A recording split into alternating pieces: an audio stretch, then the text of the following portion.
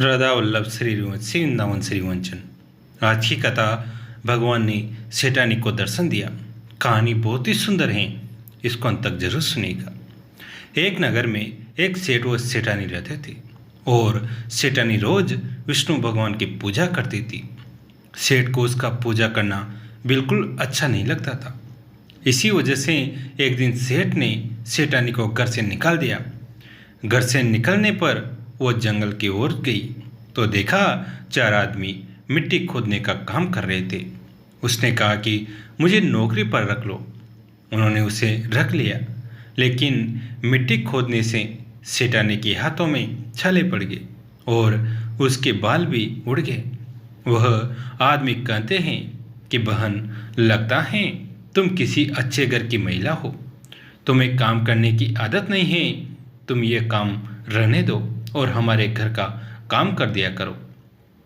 वो चारों आदमी उसे अपने साथ घर ले गए और वो 4 मुट्ठी अनाज लाते और सभी बांटकर खा लेते। एक दिन सेठानी ने कहा कि कल से 8 मुट्ठी अनाज लाना। अगले दिन वह 8 मुट्ठी अनाज लाए और सेठानी पड़ोसन से आग मांग लाई। उसने भोजन बनाया, विष्णु भगवान को भोग लगाया, फिर सभी को खाने को दिया। सारे भाई बोले कि बहन, आज तो भोजन बहुत स्वादिष्ट बना है। सेठानी ने कहा कि भगवान का जूठा तो स्वाद तो होगा ही। सेठानी के जाने के बाद सेठ भूखा रहने लगा और आस पड़ोस के सारे लोग कहने लगे कि यह तो सेठानी के भाग्य से खाता था। एक दिन सेठ अपनी सेठानी को ढूंढने चल पड़ा। उसे ढूंढते हुए वो भी उस जंगल में पहुंच गया जहां वो चारों आदमी मिट्टी खोद रहे थे। सेठ ने उन्हें देखा तो कहा कि भाई, मुझे भी काम पर रख लो। उन आदमियों ने उसे काम पर रख लिया, लेकिन मिट्टी खोदने से उसके भी हाथों में छाले पड़ गए और बाल उड़ने लगे। उसकी यह हालत देख चारों बोले कि तुम्हें काम की आदत नहीं है, तुम हमारे साथ चलो और हमारे घर में रह लो। सेठ उन चारों आदमियों के साथ उनके घर चला गया और जाते ही उसने सेठानी को पहचान लिया, लेकिन सेठानी घूंघट में थी तो सेठ को देख नहीं पाई। सेठानी ने सभी के लिए भोजन तैयार किया और हर रोज की भांति विष्णु भगवान को भोग लगाया। उसने उन चारों भाइयों को भोजन परोस दिया, लेकिन जैसे वो सेठ को भोजन देने लगी तो विष्णु भगवान ने उसका हाथ पकड़ लिया। भाई बोले कि बहन, यह तुम क्या कर रही हो? वो बोली, मैं कुछ नहीं कर रही हूँ, मेरा हाथ तो विष्णु भगवान ने पकड़ लिया है। भाई बोले, हमें भी भगवान विष्णु के दर्शन कराओ। उसने भगवान से प्रार्थना की तो विष्णु जी प्रकट हो गए। सभी ने दर्शन किए। सेठ ने सेठानी से क्षमा मांगी और सेठानी को साथ चलने को कहा। भाइयों ने अपनी बहन को बहुत सा धन देकर विदा किया। अब सेठानी के साथ सेठ भी भगवान विष्णु की पूजा करने लगा और उनके परिणाम से उनका घर अन्न धन से भर गया।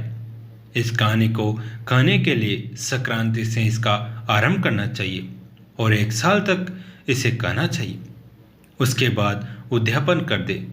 विष्णु भगवान का पीला पीताम्बर, पाव भर गुड़, 5.25 रुपये और लक्ष्मी जी का श्रृंगार का सामान, साड़ी व दक्षिणा दे। प्राचीन कथा के अनुसार एक बार धरती पर विश्व कल्याण हेतु यज्ञ का आयोजन किया गया। तब समस्या उठी कि यज्ञ का फल ब्रह्मा, विष्णु, महेश में से किसे अर्पित किया जाए। इनमें से सर्वाधिक उपयुक्त का चयन करने हेतु ऋषि भृगु ने को नियुक्त किया गया। भृगु ऋषि पहले ब्रह्मा जी के पास पहुंचे। उन्होंने देखा कि ब्रह्मा जी उस समय विष्णु जी के भक्ति में लीन थे और तत्पश्चात शंकर जी के पास पहुंचे, किंतु उनसे उनकी भेंट न हो पाई। फिर महर्षि भृगु वैकुंठ पधारे और जाते ही शैया पर योग निद्रा में लेटे भगवान विष्णु के वक्ष पर प्रहार कर दिए। भगवान विष्णु जी के वक्ष स्थल पर मां लक्ष्मी का वास स्थान है। भगवान विष्णु ने क्रोध करने की जगह तुरंत भृगु ऋषि के चरण पकड़ लिए और पूछने लगे कि ऋषिवर, पैर में चोट तो नहीं लगी? भगवान विष्णु ने इतना ही कहा था कि भृगु ऋषि ने दोनों हाथ जोड़ लिए और उन्होंने अपनी गलती स्वीकार कर ली। विष्णु जी के व्यवहार से प्रसन्न भृगु ऋषि ने यज्ञ फल का सर्वाधिक उपयुक्त पात्र विष्णु जी को घोषित किया। लेकिन इस अपमान से देवी लक्ष्मी भृगु ऋषि को दंड देना चाहती थी। भगवान विष्णु के कुछ न कहने पर देवी लक्ष्मी नाराज हो गई। नाराजगी इस बात से थी कि भगवान ने भृगु ऋषि को दंड क्यों नहीं दिया। नाराजगी से देवी लक्ष्मी बैकुंठ छोड़कर चली गई। फिर भगवान विष्णु ने देवी लक्ष्मी को ढूंढना शुरू किया तो पता चला कि देवी ने पृथ्वी पर पद्मावती नाम से कन्या के रूप में जन्म लिया है। भगवान विष्णु जी ने जब धरती लोक पर श्रीनिवास के नाम से जन्म लिया और पहुंच गए पद्मावती के पास। भगवान ने पद्मावती के सामने विवाह का प्रस्ताव रखा, जिससे देवी ने स्वीकार कर लिया। सब देवताओं ने इस विवाह में भाग लिया और भृगु ऋषि ने आकर एक और लक्ष्मी जी से क्षमा मांगी।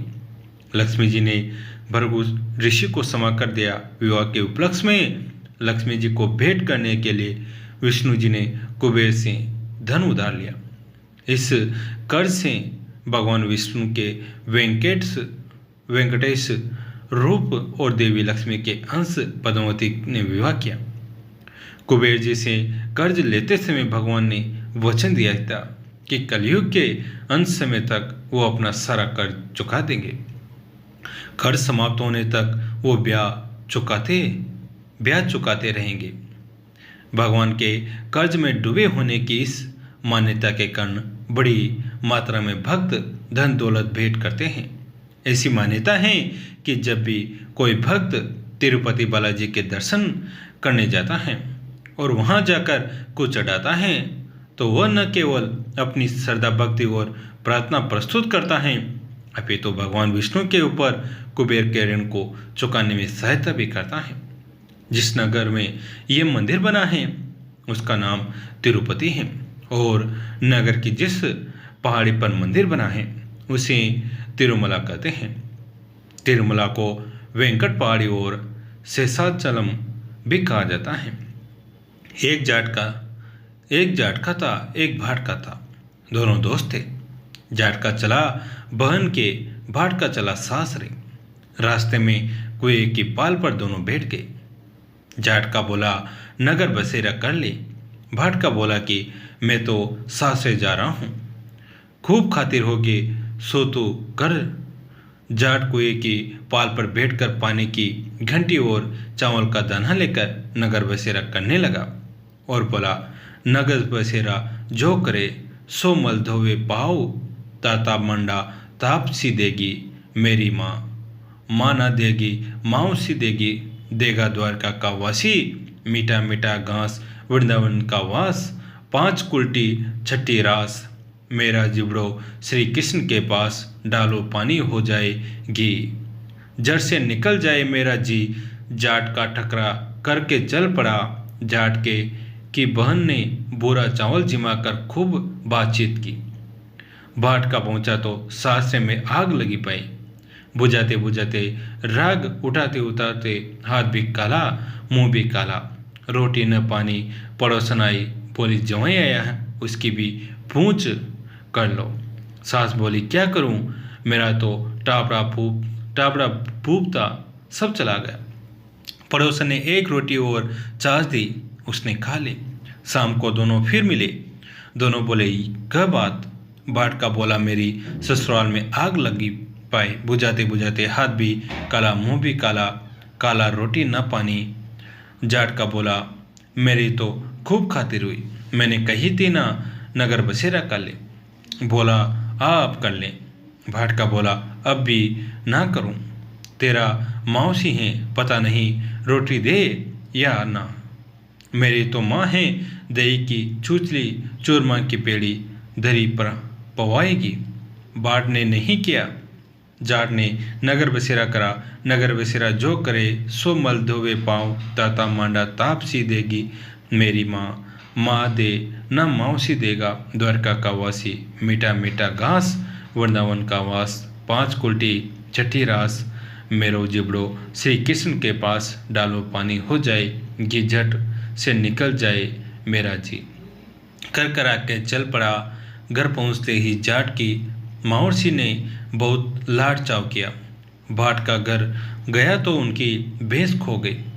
बाप एक लाठी धरे एक उठावे बोला कि ससुराल गया तो आग लगा दी, यहाँ आया तो भैंस खो दी, पहले भैंस खोज कर ला तभी रोटी पानी मिलेगा। सारा दिन हो गया ढूंढते ढूंढते पर भैंस नहीं मिली। बाजार में फिर दोनों मिले तो जाट के ने पूछा क्या खबर है। भाट का बोला कि जाते ही मेरे बाप की भैंस खो गई, उसी दिन से ही ढूंढ रहा हूँ, रोटियों का ठिकाना नहीं। जाट बोला मैंने पहले ही कहा था ना नगर बसेरा कर ले। भाट बोला कि तेरे नगर बसेरे में इतना गुण है तो अब कर ले। दोनों नगर बसेरा करने लगे। नगर बसेरा जो करे सो मल धोवे पाँव, ताता मांडा ताप सी देगी मेरी माँ, माँ दे ना मौसी देगा द्वारका का वासी, मीठा मीठा घास वृंदावन का वास, 5 कुल्टी छठी रास, भरा जबड़ो श्री कृष्ण के पास, डालू पानी हो जाए घी जड़ से निकल जाए मेरा जी। उन्होंने नगर बसेरा किया तो आगे चला तो रास्ते में भैंस मिल गई, लेकर घर गया। माँ बोली लड़के को आते ही निकाल दिया। सारा दिन हो गया भूखा मरता, उसने खूब अच्छी तरह से जिमाया। उन्होंने सारी नगरी में ढिंढोरा पिटवा दिया कि सब कोई कार्तिक में और पीहर सासरे में आते जाते नगर बसेरा करे और जैसा भाट को नगर बसेरे का फल मिले वैसा सबको देना। आज की कथा कैसी लगी? अगर अच्छी लगी तो अपने दोस्तों के साथ फैमिली के साथ शेयर जरूर करें। धन्यवाद दोस्तों।